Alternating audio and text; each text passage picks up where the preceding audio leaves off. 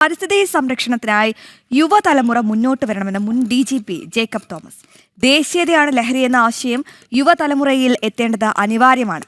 അതിന്റെ സ്ഫുരണങ്ങൾ ഉയർന്നു വരുന്നതിന്റെ തെളിവാണ് അടുത്ത കാലത്തുണ്ടായ തെരഞ്ഞെടുപ്പ് വിജയങ്ങളെന്നും അദ്ദേഹം പറഞ്ഞു. BJP പാലക്കാട് വെസ്റ്റ് ജില്ലാ കമ്മിറ്റി സംഘടിപ്പിച്ച യുവസംഗമം ഉദ്ഘാടനം ചെയ്യുകയായിരുന്നു അദ്ദേഹം.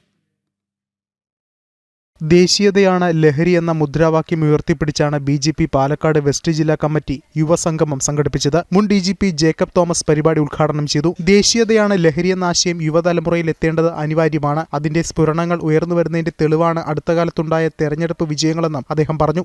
രാജ്യമെന്ന് പറയുന്നത് ഒരു സൈനികൻ ഉറക്കമളച്ചിരിക്കുന്ന രാത്രി, അതുപോലെ കടലിൽ മീൻ പിടിക്കാൻ പോകുന്ന ഒരു മത്സ്യബന്ധനത്തിന് പോകുന്ന ആളുടെ പ്രാർത്ഥന, അതുപോലെ ഒരു കർഷകന്റെ പ്രയത്നവും വിയർപ്പും, നിങ്ങളെപ്പോലുള്ള കുട്ടികളുടെ സ്വപ്നം, ഒരു ശാസ്ത്രജ്ഞന്റെ ചിന്ത, ഒരു അധ്യാപകൻ നല്ല കുട്ടികളെ വളർത്താൻ വേണ്ടി എടുക്കുന്ന പ്രയത്നവും സമയവും, ഇതൊക്കെയാണ് രാജ്യമെന്ന് പറയുന്നത്. സാധാരണക്കാർക്ക് സബ്സിഡി നൽകുന്നത് അനിവാര്യമാണ്. എന്നാൽ അർഹതയില്ലാത്തവർ അത് കൈപ്പറ്റുന്നത് അഴിമതിയാണ്. രാജ്യപുരോഗതിക്ക് ചില സന്ദർഭങ്ങളിൽ സബ്സിഡി ഒഴിവാക്കിയേ പറ്റൂ എന്നും അദ്ദേഹം കൂട്ടിച്ചേർത്തു.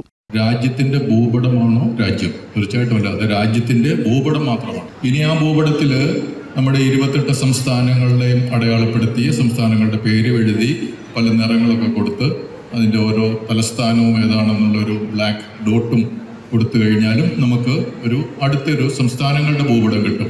അപ്പോൾ നമ്മുടെ രാജ്യം എന്ന് പറയുന്നത് ആ സംസ്ഥാനങ്ങളും ക്യാപിറ്റലും ഒക്കെ അടയാളപ്പെടുത്തിയ ആ ഭൂപടമാണോ?